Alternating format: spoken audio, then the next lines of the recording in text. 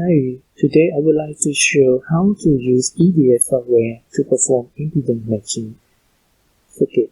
So in this example, we have a load impedance of 100 plus 100J ohm, which is going to be matched to a 50 ohm system using a lossless transmission line at 1 GHz. So before we perform the matching, we want to know the location of the load impedance on the switch chart. So by performing one-off simulation on switch chart at a single frequency, we can see the location of the impedance. So we can go to the settings, we can change the frequency point from 1 GHz to 1 GHz. So it's only one single point. Then we can click simulation. So this is the load impedance. And after that, we want to move this impedance to become admittance, because we're working with admittance is much easier. So we can use the line, then introduce a quarter wave line, then we can achieve this. We have 50 ohm, and then we have a frequency at 1 GHz. Then we can see degree electrical length for the simulation, so we can see the new location of the frequency now is this location. So for the matching objective, we need to move the real part to become 1 to the unit circle. So we can achieve it by introduce a transmission line. Another transmission line.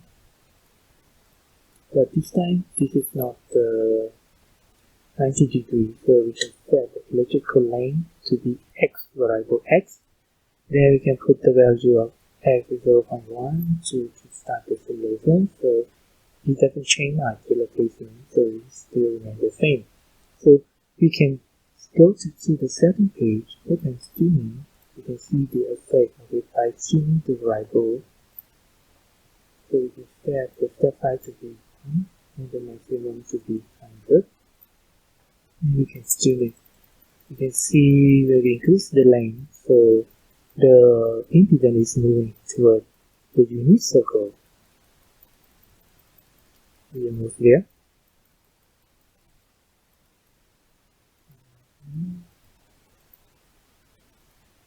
So you see, now the real part is 1.003. So we need to reduce it a little bit.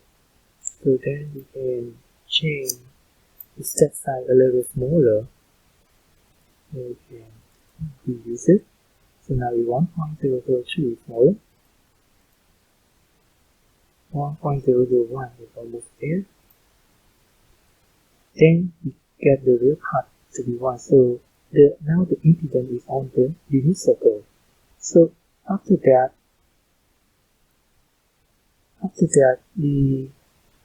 we can delete the quarter wave, and then we can introduce an open circuit stop or short circuit stop in order to move it to cancel the imaginary part. So this time we can use still a 50 ohm line, and the frequency is still 1 GHz. And the electrical length, you can set it to variable y. And we can set y to 0.1, and then we can perform a simulation. So it's here, because we removed the quarter wave, so the impedance is here.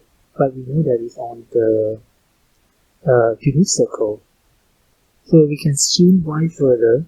This time we can make this to be 10, because we did a bigger step. And this one is 200. And we can see that it's moving toward the generator. It's going down. And we almost reached there, but the step size is too big, so we can make the step size smaller. Close it. So it's here, so we have a unit circle. It's on the unit circle, but the imaginary part is still not 0. So we want to eliminate the imaginary part. So how can we achieve this? We can change the step size to be smaller. So 0.0 then we can change the line towards there. 0.04 is smaller, 0.02 is smaller. Now we get exactly 1 plus J0. So exactly on the unit circle, we can set the as default value. We update the schematic.